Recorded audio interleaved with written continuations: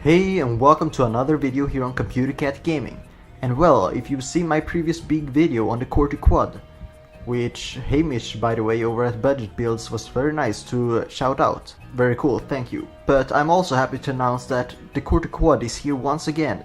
And if you were aware the past few days, you probably already voted for the next video. But I found something much more interesting than installing Windows 98 on a Dell Dimension 2400, and that is installing it on a Quad.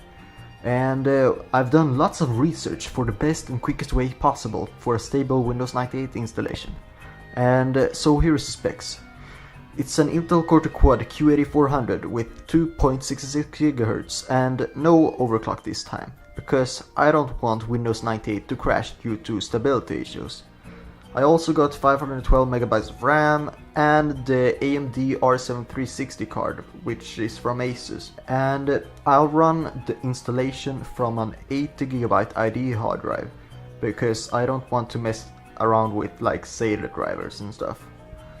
So here's what you want to do to get it installed. Have your computer powered on and take your legit Windows 98 CD and take that serial code also because you need it for it to install, and just put it on your PC.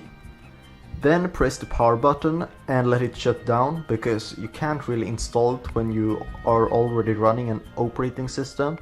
And when it's turned off, just place the disk safely on the power LED and then turn on, because it will read with the laser that it got on top of the chassis.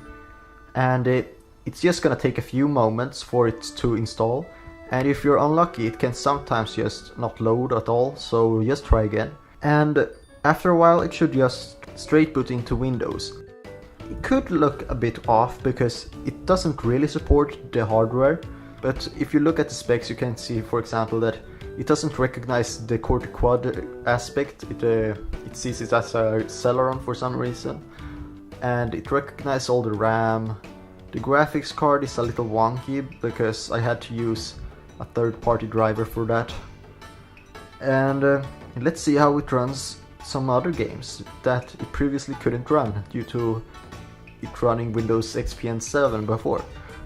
Okay, so the first one is Minecraft, and it was a little hard getting it to run, or at least launch, due to newer Java versions, but going back to Java 5.0 solved everything.